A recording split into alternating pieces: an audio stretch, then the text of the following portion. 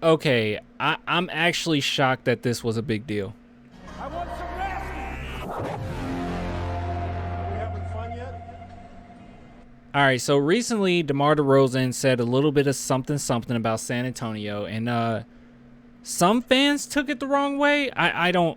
I'm confused. I am actually confused on why this is actually a big deal. Now, before we talk about this really quick, if you guys want to support the channel, as always, clanthemerchfan.com just released this bad boy. So if you guys want to support, link in the description for that. But yeah, I got plenty here. At the very least, all you can do is just go over to the shop, okay? You don't even have to get anything. Just go over to the shop. All right, so let's go ahead and talk about this. DeMar DeRozan. So this quote was taken out of context, and quite a few Spurs fans ran with it. But not only did they run with it, they ran with it with a little bit of anger. Okay, just a tiny bit of anger. Now here's the thing, okay, and big shout out to Mr. Butt here. Okay, I absolutely love his takes. By the way, his takes are very similar to mine. Very good takes. I'm just being a jerk. This is going to get painted negatively by those weird fans. Most Spurs fans who have a thing with Pop. Exactly. It's an out of context quote. Exactly. DeMar DeRozan credits the franchise, specifically Pop, for making him better. The culture was great. Media not paying attention was his beef. Now we're gonna watch the actual footage of it. Just so we can go ahead and contextualize it. But this is basically what got people talking. DeMar DeRozan on playing for the Spurs, which is probably Legion Hoop's fault too. But it says, I felt like I was wiped off the map.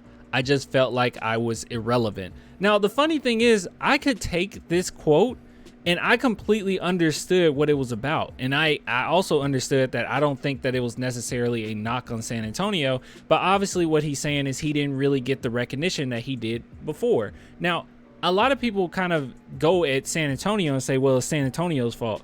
I don't necessarily know if it is. I mean, I'll be completely real with you guys, okay? I'm not necessarily, I'm not from San Antonio, okay? I'm not necessarily there all the time. I've been to San Antonio a few times. I've seen some Spurs games or whatever. Like, I do enjoy San Antonio. But I'll be completely honest with you in saying that it's not a ton there. Like, somebody like me, I'm very low-key. I enjoy the atmosphere of San Antonio. I think it's dope.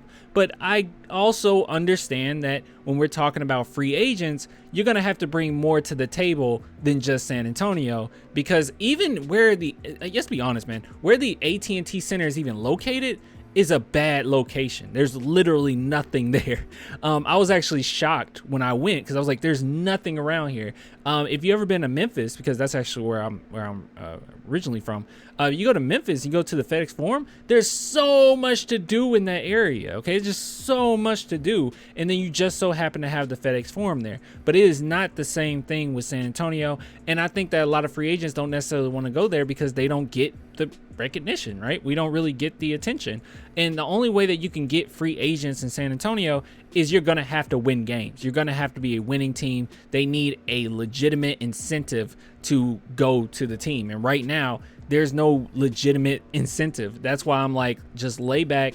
Let's try to get our stars in line and try to get back to the glory days. But as it stands right now, yeah, you're not going to get free agents. And I don't think that's anything against San Antonio. And a lot of people saying that, well, it's their fault. But I feel as if they're making an effort now to try to do it. They're expanding their horizons as far as, you know, trying to play in Austin and trying to play Mexico City, like trying to open it up, doing the Alamo Dome. They are trying their best, and I think that, you know, fans aren't necessarily going to be happy either way, because even when they hear that, they're like, wow, of course you want to leave San Antonio. And I don't know. I don't know how I feel about it. All right, so let's go ahead and watch the actual context of what was going on here. So we're going to listen to this uninterrupted, maybe a little bit interrupted. But yes, go ahead and listen.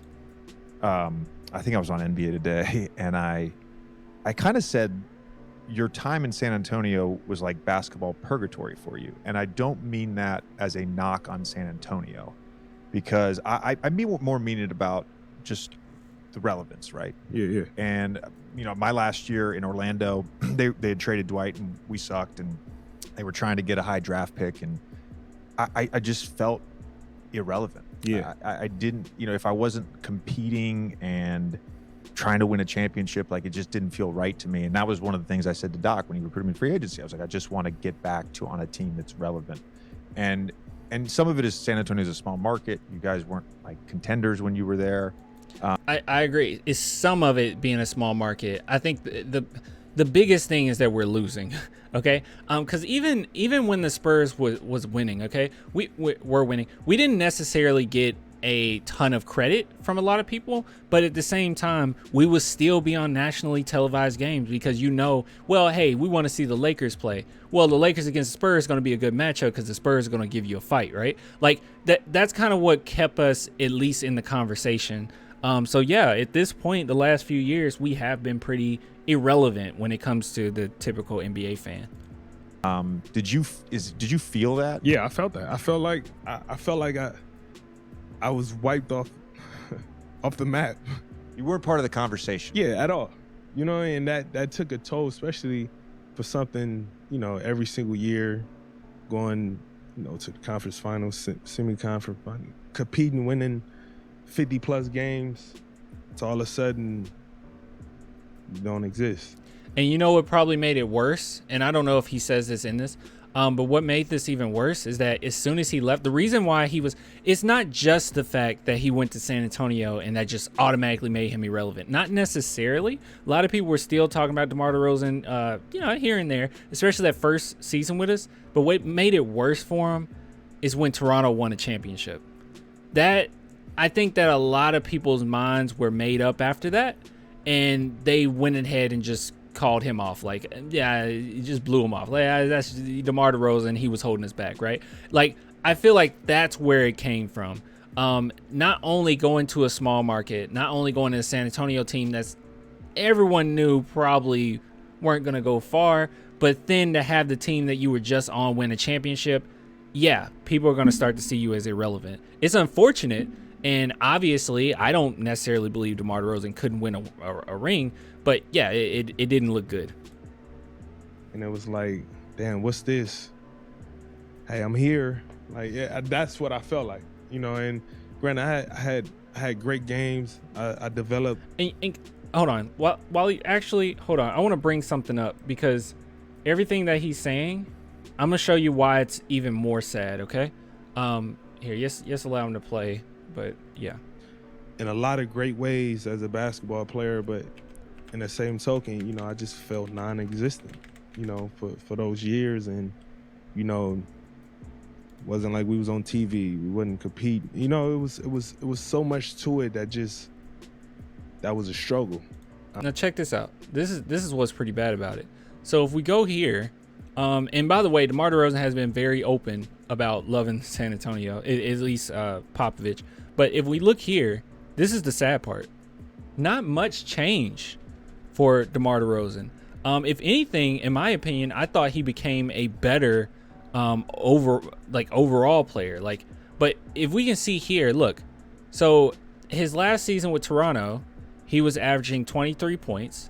He was with San Antonio, he was averaging 21. So it wasn't that far off. Turnovers same, blocks same, steals same. Assists went up a whole assist. Rebounds went up 2 rebounds, which is huge. Free throw percentage went up. Let's see. 3-point percentage went way down, actually. Yeah, it did go way down. I'm not gonna lie. But field goal percentage went up. So, like, as far as the type of player he was, he changed a little bit as far as like Popovich asking him to be more of a facilitator.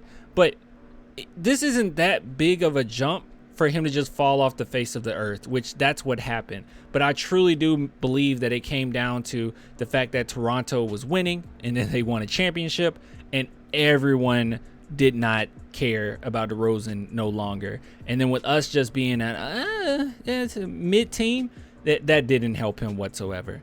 So yeah, it's unfortunate, but I don't think all the blame goes on San Antonio. I kind of sit back and I'm like, what exactly could San Antonio do differently in this situation? And the only thing I can think of is for them to expand, which they are doing. So hopefully, we start winning again. You expand a little bit and you'll get more of a crowd. But yeah, it's unfortunate. Yeah, so you definitely hit it on those. It's just, I just felt like I was irrelevant. It's one of the many times this year that a fan base has had a problem with something I've said. San Antonio fans, think I'm talking shit about them. We do? I'm so confused. We got a problem with JJ Redick? Do we? I didn't know we had a problem with JJ Redick. Hold on. I did not get the memo, and I keep up with everything. What is he talking about? Early in the season, I did countdown one time, and we were talking about Eastern Conference contenders, and I was like, look, I don't think the Bulls are... You guys were in first place. Granted, you guys were in first place. JJ had a lot to say. But I said I don't think the Bulls are in the same conversation as the Nets or... I didn't even say Boston because they were like fucking under 500 at the time. Do I have a problem with... What is he talking about? Yeah, I tried to look at... I was like, because I cover everything, right? I was like, what did I ever say about JJ Redick? Did I ever say anything? The only thing I said about him was it was cool that he was praising Devin Vassell. I thought that I didn't know we had a problem with... Guys, let me know if we got a problem with JJ Redick. What'd he do? Did he do something?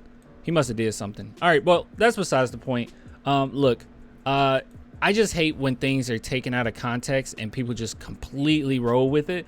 Unless... Now, some things aren't just taken out of context. Like, some things it just doesn't matter. Like, if you read it and it's really that bad, unless it's a joke or something, it's like, it's just bad. But this right here, it was like, man, people just saw this as him just attacking San Antonio, and I don't see it that way at all. And it's also truthful. DeMar Derozan was wiped off the face. Look, he was going through what we all went through as fans. We all know that the Spurs were irrelevant as far as people talking about us at all. We already, even when we had Tim Duncan, we were kind of skating around that, irrelevant sphere. But yeah, after he was gone and then we just became mid, yeah, no one cared. So I don't know. It is what it is. We'll see how things go with San Antonio. I think that we just got to get back to winning, essentially, and I think we will do that. But anyways, I'll give it to you guys later, man. Once again, support the channel, clanthemerchfan.com. But until next time, bye.